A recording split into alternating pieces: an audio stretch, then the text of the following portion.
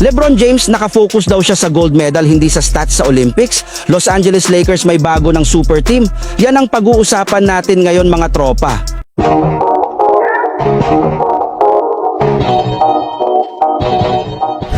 Marami nga ang nagtatanong kung bakit nga ba hindi tinatanggal ni Coach Steve Kerr si LeBron James sa starting lineup simula nang magumpisa ang Olympics.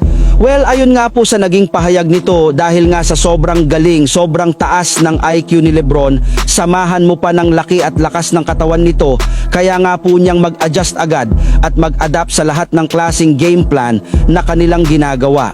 Sa madaling salita, applicable nga po ang playing style ni LeBron sa kahit anumang lineup o rotation na binubuo nila sa USA. Dahil nga sa kanyang all-around game, sa kakayahan niyang magtala ng puntos, gumawa ng play, dumepensa, hindi nga po nagagawa ng mga kanilang coaches na tanggalin ito sa starting lineup.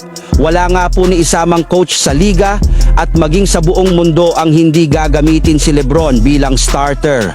Yes, mga tropa, sa kabila ng edad nito na papasok na sa 40 years old, kayang-kaya pa rin naman nga po niyang makipagsabayan sa ibang mga batang players.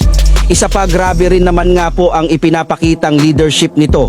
Sa katunayan, kahit man hindi siya nagtatala ng puntos, napakalaki ng impact at naiaambag nito sa team ng USA.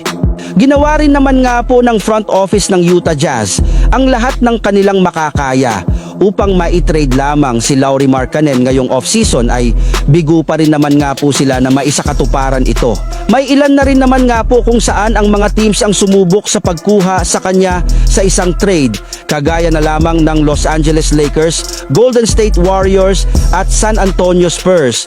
Ngunit sa kasamaang palad, lahat nga po ng mga ito ay nag-back out dahil na rin sa napakalaking kapalit na hinihingi ng Jazz na hindi rin naman afford ng mga nabanggit kong pupunan. Kaya dahil nga po sa kalagay nito ngayon, ay mukhang malabo na nga po talaga siya na maitrade pa ngayong off-season, lalo pat hindi rin naman nga po sila nagmamadali na ipamigay ito sa ibang team.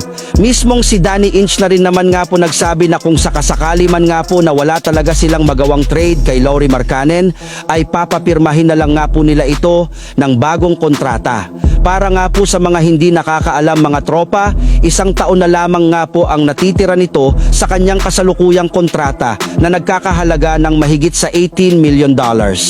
At pwede na rin naman nga po nilang siyang bigyan at papirmahin ang extension sa darating na August 6 upang sa ganon ay magamit na lang ulit ito bilang trade asset. Sa susunod na off-season, ayon pa nga po sa lumabas na balita, kailangan rin naman nga po ng Utah Jazz na magdagdag ngayon ng $14 million sa kanilang salary upang mahit nila ang kanilang cap space na nare-require naman ng NBA.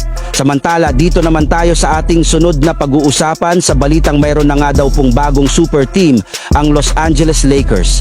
Kahit man nga po mga tropa nag-back out last minute si Rob Pelinka sa kanilang negosasyon sa Portland Trail Blazers patungkol sa trade ni Jerami Grant, ay nakahold pa rin na nga po ang transaksyon na ito, gayong inaalam pa na nga po nila kung anong klaseng trade package ang kanilang mapagkakasunduan.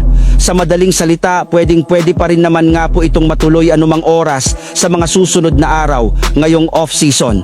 At once nga po na official nang mag-agree si Rob Pelinka, ay sigurado nga po na magkakaroon sila ng bagong super team na posibleng bubuuhin ni Antonio Davis, LeBron James, Jerami Grant at si Austin Reeves.